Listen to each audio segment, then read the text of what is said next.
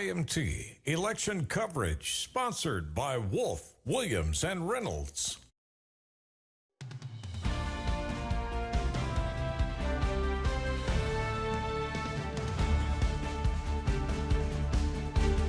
And welcome back to WYMT Election Headquarters. I'm Steve Hensley. We want to bring you a brief update on some of the big local races we are following across eastern Kentucky tonight. Before we go back to CBS News Election Headquarters, let's start with the Middlesboro mayor's race. And the incumbent goes down tonight. Rick Nelson, the incumbent, defeated by Boone Bowling, 59% to 41% in the Middlesboro mayor's race. That's about 100% of the vote in. Boone Bowling, your next mayor of Middlesboro. On to our next race, we have the London mayor's race, and the incumbent in that race did not run, so Randall Weddle will be your new London mayor, defeating Judd Weaver. That race got pretty heated at times, 56 to 44%. Randall Weddle, the next London mayor. On to our next race, another mayor's race we've been watching closely, and in this one, the incumbent wins. Alan Keck over Eddie Girdler, who is a former mayor of Somerset. These two going at it again. Alan Keck will hold on to that position.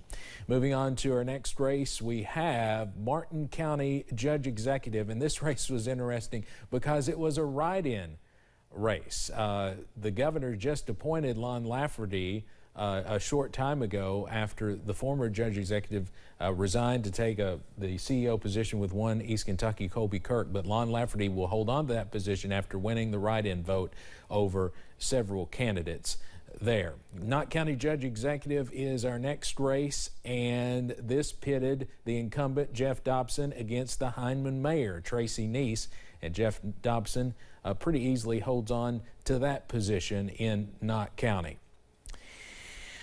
Moving on now to our next race to look at, and we have the State House District 87. Adam Bowling, the Republican incumbent, easily holds on to his seat in that race.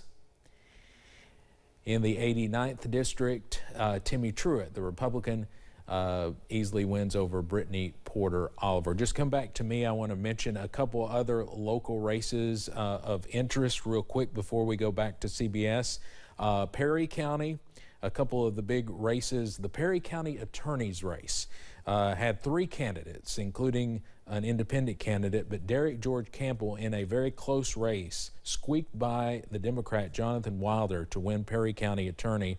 The third candidate was the independent candidate Sam Collins. Again, Derek George Campbell wins that race.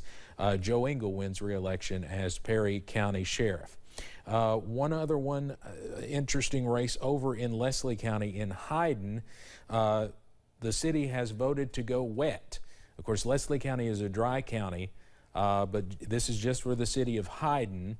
They voted 58 to 50 to go wet. Leslie County, one of only, I believe, 10 counties that were completely dry in Kentucky. So now Hyden going wet. A couple other headlines. It looks like Angie Hatton, the minority whip in the House, a Democrat from Whitesburg, will go down to defeat tonight to Dr. Jacob Justice. Angie Hatton was, of course, is from Whitesburg. Dr. Justice is from Pike County, and it looks like Angie Hatton will lose tonight. Now, AP has been very slow getting in results. That's just 13% of the precincts reporting.